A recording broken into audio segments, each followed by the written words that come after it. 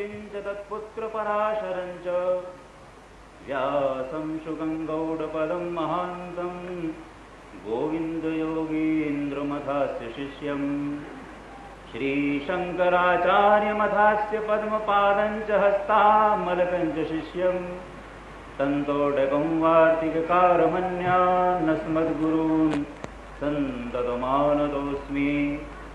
वसुदेवसुतं देवं कंसचाणूरमर्दनं देवकी परमानन्दं कृष्णं वन्दे जगद्गुरुं।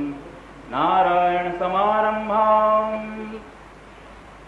शङ्कराचार्यमध्यमाम् अस्मदाचार्यपर्यन्तां वन्दे गुरुपरम्पराम्। अनंत श्री विभूषित जगद्गुरु श्रीमदाद्य शंकराचार्य भगवत्पाद स्थापित मर्यादा पोषण परायणाः परापर विद्या विद्योदितान्तःकरणाः अलकनन्दातीरवासिनः श्री ज्योतिरीश्वर सहित पूर्णाम्बोपासकाः श्री बदरी नारायण समाराधन मानसाः गोमती तीरवासिनः पश्चिमाम्नाय द्वारिका शारदा पीठाधीश्वराः श्री द्वारिकाधीश समाराधन मानसाः व्याख्यान सिंहासनाधीश्वराः अनंत श्री विभूषित जगद्गुरु शंकराचार्य श्री स्वरूपानंद सरस्वती स्वामी वर्याः विजयन्ते तराम। धर्म की अधर्म का प्राणियों में विश्व का गो माता की गो हत्या धर्म सम्राट जगद्गुरु शंकराचार्य भगवान की धर्म सम्राट ज्योतिष पीठाधीश्वर महाराज की धर्म सम्राट द्वारिका शारदा पीठाधीश्वर महाराज की वृंदावन बिहारी लाल की हर हर महादेव।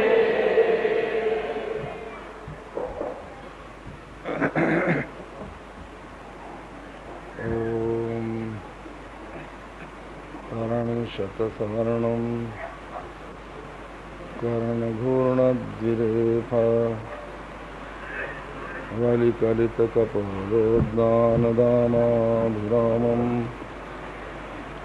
गिरिशगिरिसुताभ्यां लालितं नित्यमङ्के सजनभरणशीलं शीलये विघ्नराजम् तारानायक शेखराय जगदाधाराय धाराधर छायाधारक कंधराय गिरिजासंगैकशृंगारिणे नद्याशेखरिणे दृशातिलकिने नारायणे नास्त्रिणे नागैकङ्कणिने नगेन गृहिणे नाथाय सेयन्नति मानापनोदन विनोदन ते गिरीशे भासेव संकुचितयोरुचितं तदिन्दो भेत्तुं भवानि शिशितं दुरितं भवानि नम्री भवानि घनमङ्घ्रि सरोजयोस्ते तद्दिव्यमव्ययं धाम सारस्वतमुपास्महे यत्प्रसादात् प्रलीयन्ते मोहान्धतमसच्छटाः। श्रीराम जय राम जय जय राम।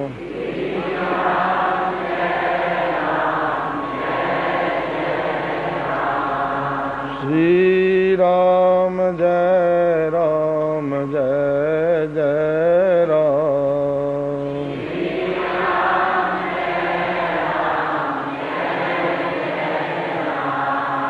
श्रीराम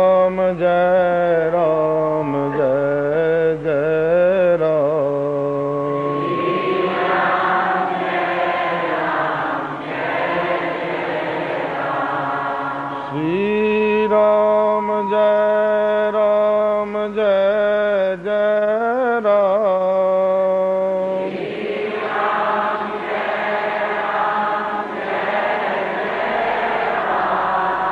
श्री राम जय राम जय जय राम।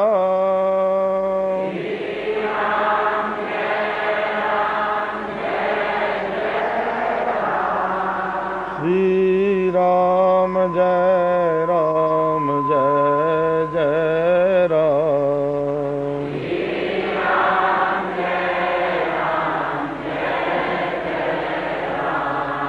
श्री राम जय राम जय जय राम।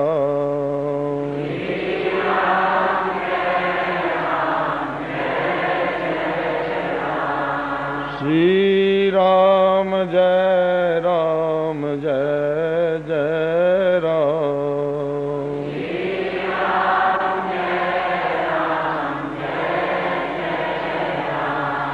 धर्म की अधर्म का प्राणियों में विश्व का गौ माता की गोहत्या हर हर महादेव। समुपस्थित महात्मा वृंद, विद्वद वृंद, देवियों, सज्जनों, समवेत हुए हैं। जब मनुष्य के जीवन के पुण्यों का उदय होता है, परमेश्वर की कृपा होती है, तभी उसको सत्संग लाभ मिलता है। धन्य घड़ी सोई जब सत्संगा, वही घड़ी धन्य है जब प्राणी को सत्संग प्राप्त होता है। भगवान आद्य शंकराचार्य ने तो यहाँ तक कह दिया, क्षणमपि सज्जन संगति रेखा भवति भवार्णव तरणे नौका। इसका अर्थ है एक क्षण मात्र की सज्जन संगति ही संसार समुद्र के लिए नौका बन जाती है। प्रश्न ये आता है, कुछ काल जब सत्संग करे तो प्राणी के ऊपर प्रभाव पड़ता है, उसमें परिवर्तन आता है, यह तो समझ में आती है बात। पर क्षण मात्र की सज्जन संगति भव सागर से पार करा देती है, ये सहसा समझ में नहीं आती। परंतु आचार्योक्ति है। भगवान आद्य शंकराचार्य ने प्रश्नोत्तरी में, अपने चरपट पंजरिका में कहा, क्षणमपि सज्जन संगति रेखा भवति भवार्णव तरणे नौका। तो इसका अभिप्राय यही है कि ये संसार उनकी दृष्टि में स्वप्न है। योग वासिष्ठ में कहा गया है, दीर्घ स्वप्न मिमम विद्धि दीर्घम वा चित्त विभ्रम। हे राम, यह विश्व प्रपंच दीर्घ स्वप्न है या दीर्घ चित्त का विभ्रम है। तो स्वप्न चाहे कितना ही लंबा हो, क्षण भर में ही दूर होता है। आप अपने घर में बैठे बैठे निद्रित हो जाते हैं, सो जाते हैं, सब प्रकार से सुरक्षित हैं। स्वप्न में देखते हैं बहुत जोरों की वृष्टि हुई, बाढ़ आ गई, घर गांव डूबने लगे, हमारा भी घर डूब रहा है, हम भी डूबने जा रहे हैं, आसपास जल ही जल दिखलाई पड़ रहा है, चिल्ला रहे हैं नाव लाओ नाव लाओ, पर दूर तक नाव नहीं दिखलाई पड़ रही। लगता है अब तो संसार छूटा, अब तो प्राण गए। उसी समय आकर कोई कहता है उठो, और नींद खुल जाती है। हम देखते हैं हम आराम से बिस्तर पर सोए हुए हैं, बाढ़ का कोई यहाँ पर प्रभाव नहीं है। तो एक क्षण में जैसे वो बाढ़ का दुख दूर हो गया। और एक दृष्टांत तो गोस्वामी तुलसीदास जी ने स्वयं दिया है। उन्होंने कहा जैसे कोई स्वप्न में हमारा सिर काट ले। हम स्वप्न देख रहे हैं, हमारा सिर कट गया, मर गए, लोग हमारे लिए रो रहे हैं, अर्थी में चढ़ाकर स्मशान ले गए, चिता में रखकर आग लगा दी, हम समझ रहे हैं मर गए। और बगल में किसी ने बैठे बैठे एक धक्का दिया और नींद खुली, हम देखते हैं सही सलामत। तो जैसे क्षण भर में सिर कटने का दुख दूर हो गया, उसी प्रकार जो महापुरुष हैं उनके संपर्क से जब प्राणी को आत्मा के स्वरूप का बोध होता है, क्षण भर में इस संसार सागर से वो पार हो जाता है। तो ये ऐसी भूमि है वृंदावन भूमि, जिसमें बड़े बड़े रसिक और तत्वदर्शी लोगों ने तपस्या की है। यहाँ का कण कण उनके संस्कारों से संस्कृत। यहाँ न जाने कितने भक्तों ने श्री वृषभानुनंदिनी राधा रानी के चरण कमलों का चिंतन किया है। श्री राशेश्वर के साथ उनके विहार की लीला का अनुसंधान किया है। और न जाने कितने तत्वदर्शियों ने यहाँ पर बैठकर तत्व विचार किया है।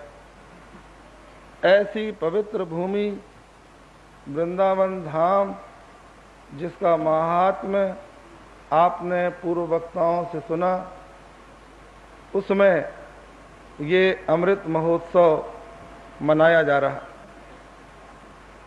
पिछली बार फाल्गुन में जब हम यहाँ आए थे, स्वामी जी से भेंट हुई, इनके मुख से निकला कि अब ये शरीर 75 वर्ष का हुआ।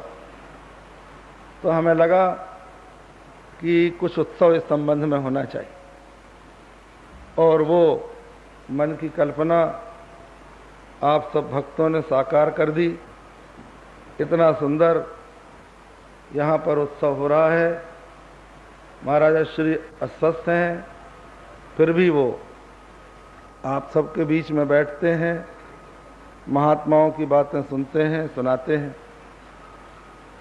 हम लोग बहुत दिनों तक साथ रहे। एक बार कर्णवास से पैदल यात्रा की, हरिद्वार तक गए, मधुकरी मांगते हुए। बीच में कई घटनाएं आईं। एक स्थान पर तो लोगों ने हमको ये कहकर पकड़ना चाहा कि ये तो हमारे ही घर का है। दोपहरी में ही हम लोग भागे वहां से, छोड़ते ही नहीं थे। सब लोगों ने घेर लिया। हरिद्वार पहुंचे। वहां पर उस समय बड़े बड़े मंडलेश्वर लोग थे, विद्वान लोग थे। उनके पास जाकर हम लोगों ने कई प्रकार के वेदांत के प्रश्न किए। महाराजा श्री साथ में रहते थे और प्रश्न हम करते थे। उन्हीं दिनों गीता प्रेस के संस्थापक सेठ जयदयाल गोविंदका से भी बहुत चर्चाएं हुई, वेदांत की बातें हुई, बहुत कुछ चिंतन हुआ। एक बार हम लोग उत्तर काशी पहुंचे। उत्तर काशी हम लोग जा रहे थे, सीधे रास्ते से एक महात्मा आ गया, कहने लगा महाराज पगडंडी से चलिए तो जल्दी पहुंच जाएंगे। तो हम लोग एक पहाड़ी से उतर पड़े। स्वामी जी का शरीर स्थूल था, थोड़ी दूर नीचे जाने के बाद जब लौटकर देखा तो बहुत नीचे आ चुके थे। अब ऊपर चढ़ना भी कठिन था और आगे भी पहाड़ी दिखाई पड़ रही थी। स्वामी जी बोले कि स्वामी जी ये तो पगडंडी नहीं है, ये पागल डंडी है। इस साधु ने तो बुरा फंसाया। खैर हम लोग किसी तरह से उत्तर काशी पहुंचे। वहां भी अच्छे अच्छे महात्मा मिले। एक बड़े अच्छे महात्मा थे स्वामी ब्रह्म प्रकाश जी। उनके पास गए। उन्होंने कहा महाराज कुछ दिन यहां पर रहिए। बड़ा अच्छा दृष्टांत दिया, अभी भी याद है। उन्होंने कहा कि गृहस्थ भी घोड़ा है और साधु भी घोड़ा है। तो गृहस्थ ऐसा घोड़ा है जिसके अगाड़ी पछाड़ी दोनों बंधी है, और साधु ऐसा घोड़ा है जिसकी अगाड़ी पछाड़ी दोनों छूटी हुई है। तो गृहस्थ रूपी घोड़ा यदि किसी प्रकार आगे की रस्सी तोड़ भी ले, फिर भी वो पीछे की रस्सी तोड़ने में असमर्थ रहता है।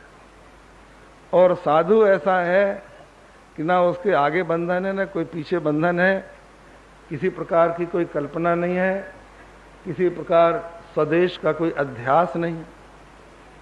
महाराज उड़िया बाबा कहते थे एक स्वदेशाध्यास भी होता है। मनुष्य कहीं भी चला जाए उसको कभी कभी अपने घर की याद आती है। एक महात्मा को हम लोगों ने देखा, बड़े वेदांती थे, बीमार हुए, इतने बीमार कि अब उनका शरीर छूटने ही वाला था। अपने भक्तों से कहने लगे मुझे मेरे घर पहुंचा दो। बेचारों को पता ही नहीं था लोगों को कि इनका घर है कहाँ, लेकिन याद आ गए। तो ये स्वदेशाध्यास लोगों में होता है, लेकिन जो तत्वदर्शी होते हैं उनके मन में नहीं होता।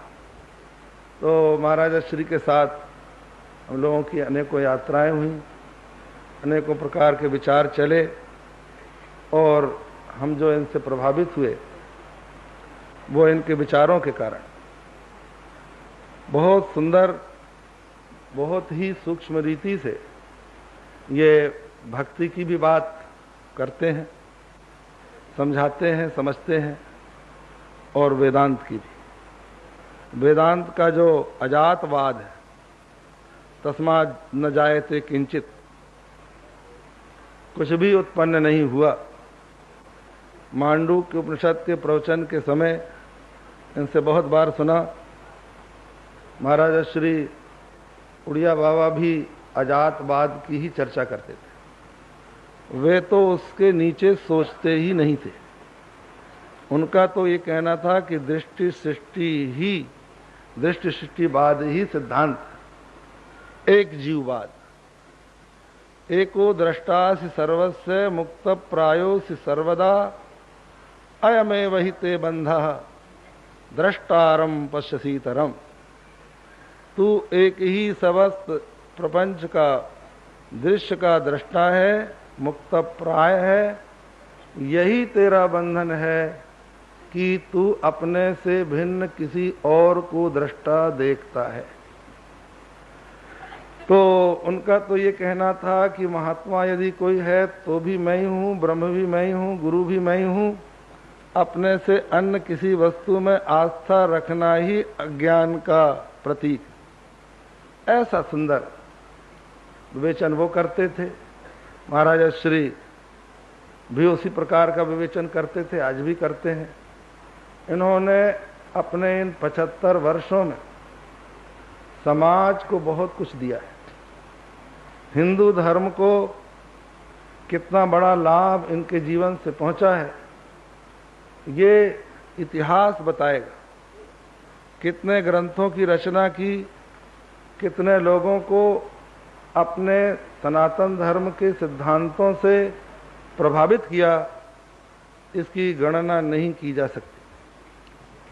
और बहुत ही सुंदर रीति से अपने यशस्वी जीवन के 75 वर्ष इन्होंने पूरे किए और बहुत कुछ करके दिखलाया। आज आपने सुना कि धर्म के संबंध में कई प्रकार की भ्रांतियां फैल गई हैं। लोग कहते हैं धर्म तो लड़ाई झगड़े की चीज है, धर्म के कारण परस्पर वैमनस्य बढ़ता है, हिंसा होती है, इसलिए ये स्टंटे कोई खत्म करो। कुछ लोग कहते हैं अध्यात्म के चिंतन से लोगों के मन में इतनी अंतर्मुखता आ जाती है कि वे लोग इस लोक के संबंध में कुछ नहीं सोचते, और इस लोक के संबंध में जब सोचते नहीं तो देश की भौतिक क्षेत्र में उन्नति में बाधा पड़ती है।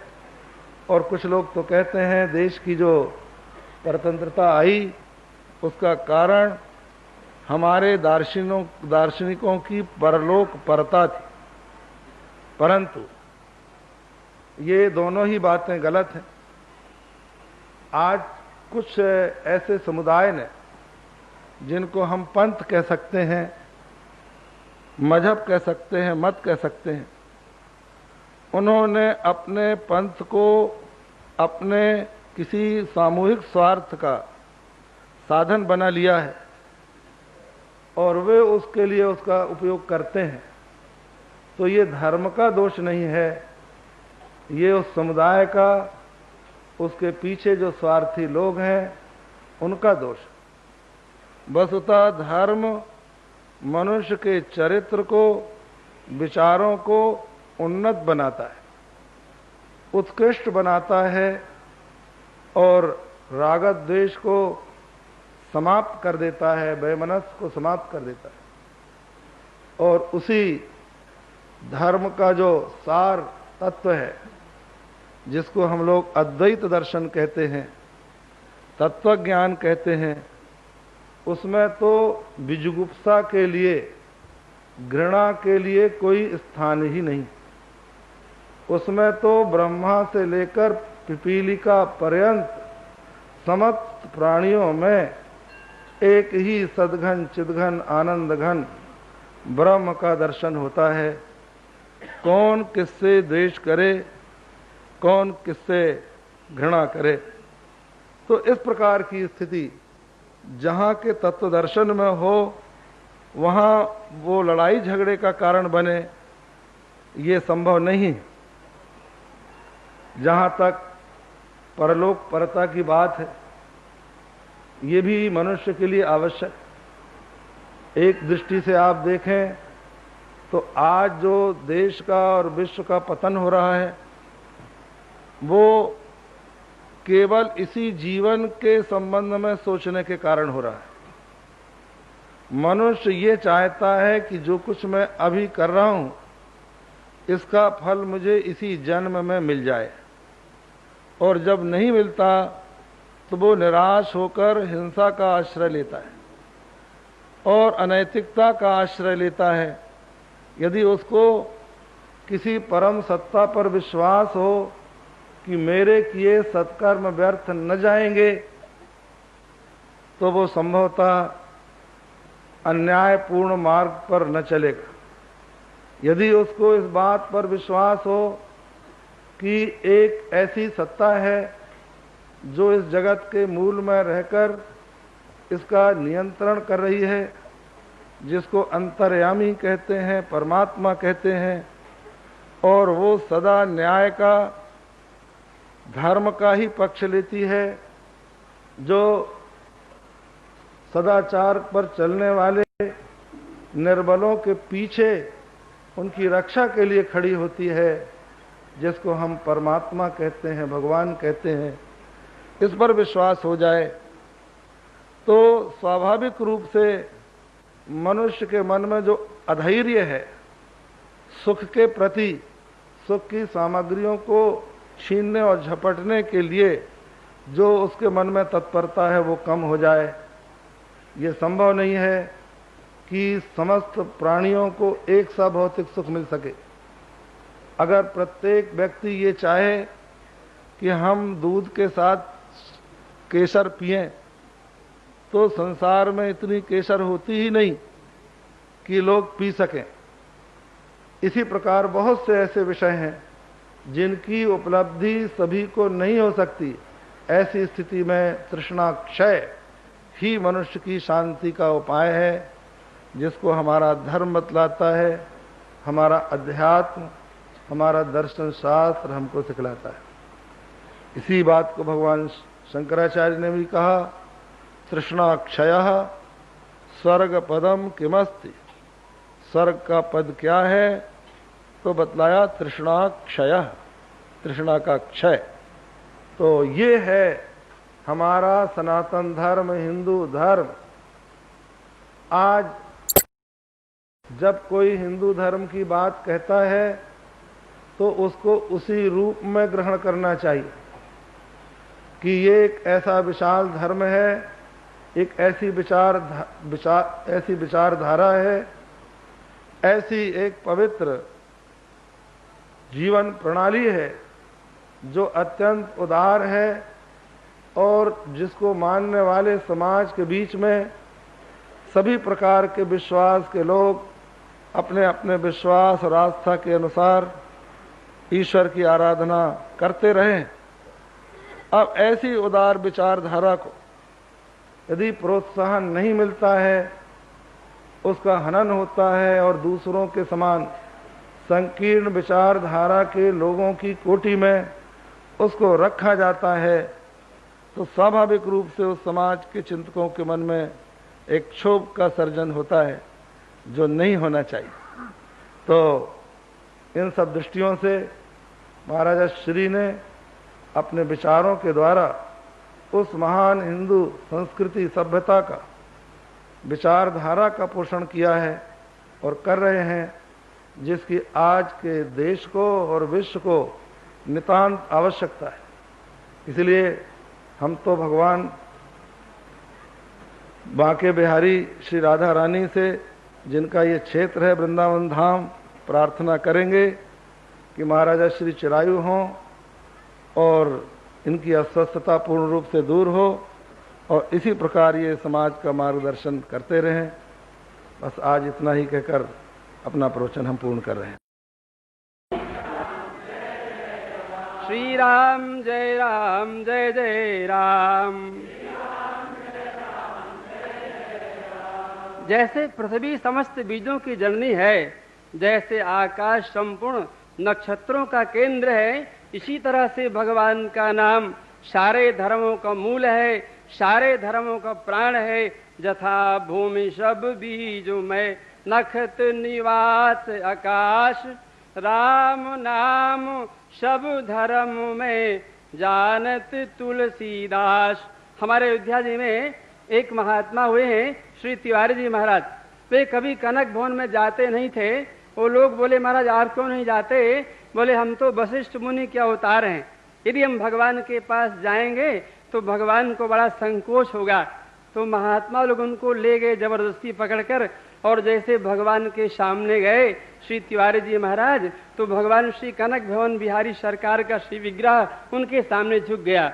बंदो गुरु पद पदुम परागा, सुरुचि सुबास सरस अनुरागा, अमिय मूरी में चूरन चारु, समन सकल भव रुज परिवारु। सभी देवता संसार के तीर्थों में घूम रहे थे। जो सबसे पहले लौट कर आवेगा आदि पूज्य बनेगा। रास्ते में नारद जी खड़े थे, किसी देवता ने उनको प्रणाम नहीं किया। इसलिए प्रणाम नहीं किया कि होड़ जो लगी है इसमें हम पिछड़ जाएंगे। श्री गणेश जी सबसे पीछे थे, उनका भाई भी चला गया, वो बल का समुद्र है, लेकिन प्रणाम नहीं किया नारद जी को। यदि प्रणाम करेंगे तो पिछड़ जाएंगे। श्री गणेश जी तो आप शरीर जानते हैं कैसा है, लेकिन उन्होंने का बहुत बड़ा सौभाग्य है, रास्ते में देवर्षि नारद जी का दर्शन हो गया। उन्होंने नारद जी महाराज के चरणों में साष्टांग नमन कर दिया। नारद जी ने कहा कि श्री गणेश जी, इस यात्रा का उद्देश्य क्या है? बोले, हम संसार की यात्रा करके जो लौटेगा आदि पूज्य बनेगा। बोले, बस अब आप ही बनोगे। आपके पहले आपका भाई भी चला गया, सभी देवता चले गए और किसी ने हमको प्रणाम नहीं किया। अब आप लौट जाइए, भगवान शिव जी ने कहा है तो उन्हीं का पूजन कर लीजिए। घर में लौट करके और परिक्रमा कर लीजिए। श्री राम नाम के सहित परिक्रमा करी। गणेश जी महाराज चले आए और श्री नारद जी को जो प्रणाम किया था उनकी कृपा का फल था कि महाराज जो आदि पूज्य बन गए। तो इस प्रकार जो है श्री रामचरितमानस का जो 7 कांड में 361वां दोहा बाल कांड का अंतिम है, श्री रघुवीर बियाह जय सप्रेम गावे सुनै तिनकौ सदा उछाह मंगलाय तन राम जस। अयोध्या कांड का 326वां अंतिम, भरत चरित करि नेम तुलसी जो सादर सुनै सिय राम पद प्रेम अवश्य होई भव रस विरत। अरण्य कांड का 46वां, राव नारी जस पावन गावे सुनई जे लोग राम भगति दृढ़ पावही बिनु विराग जप जोग। सुंदर कांड का सकल सुमंगल दायक रघुनायक गुण गान सादर सुनहि तरहि भव सिंधु बिना जल जान। किष्किंधा का अंतिम, भव भेषज रघुनाथ जस सुनहि जे नर अरु नारी तिनकर सकल मनोरथ सिद्ध करें त्रिशिरारी। और लंका के समर विजय रघुवीर के चरित सुनहि सुजान विजय विवेक विभूति नित तिनहि देहि भगवान। और उत्तरकांड का मुनि दुर्लभ हरि भगति नर पावे बिनहि प्रयास जे कथा निरंतर सुनहि मान विश्वास। श्री आनंद वृंदावन धाम की, श्री वृंदावन बिहारी लाल